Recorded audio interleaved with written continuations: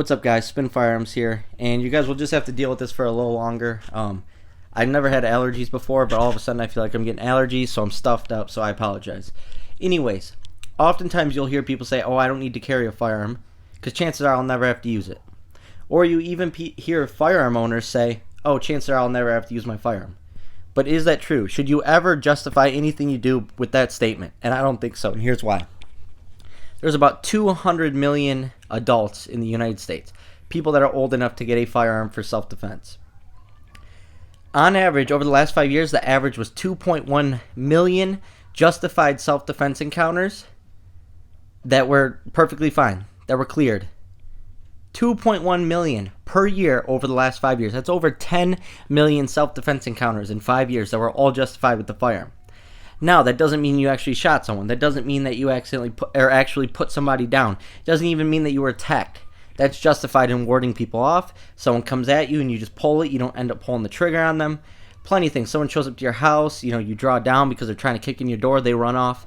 So it's any time, and those are just the numbers that the police actually recorded. I've heard of self-defense encounters and actually seen self-defense encounters where someone called the police, said I had to pull my firearm on someone. I didn't shoot it, but I had to pull it. I just reporting it, and they say, okay, don't worry about it, we trust you. And they don't even come out there. They literally, who knows if that was even recorded. So it could be a way more. And I think the peak year was at like 3.2 million self-defense encounters, and it was smack dab in the middle of the pandemic.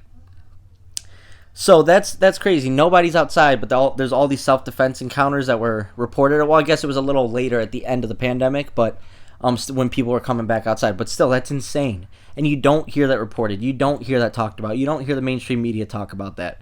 There are way more self-defense encounters that you actually hear of or think about just because no shots were actually fired, which is a good thing. We're happy that there's so many where people can go home at night and maybe rethink their decisions or rethink how they're going to live their life. So, but let's do the math on that.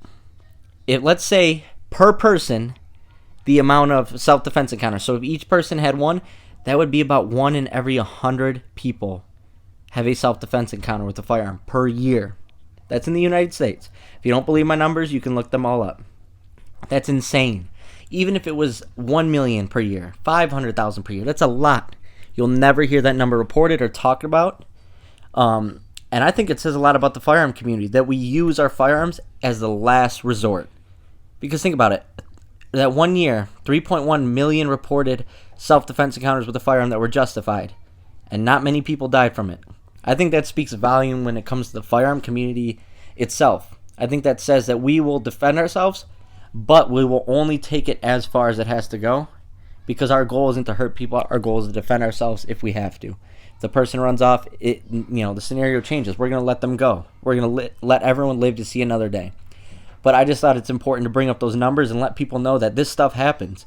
Even though they don't want to act like it happens, they want to act like it just happens at schools and stuff. This stuff happens, trust me. Where I'm originally from, trust me, this stuff would happen. There's a lot of self-defense situations I was in where I was too young to have a firearm or, wasn't in the right position to draw one. And trust me, there was a lot of scenarios I was in that could have gone south for either direction, I did make a video about one of those encounters.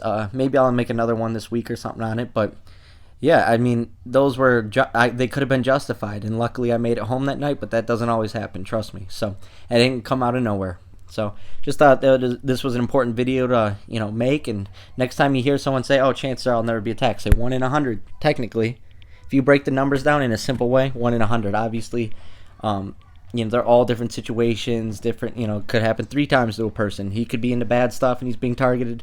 It's still considered self-defense at that point. But still, 3 million in 1 year, those are scary numbers. Thanks for watching.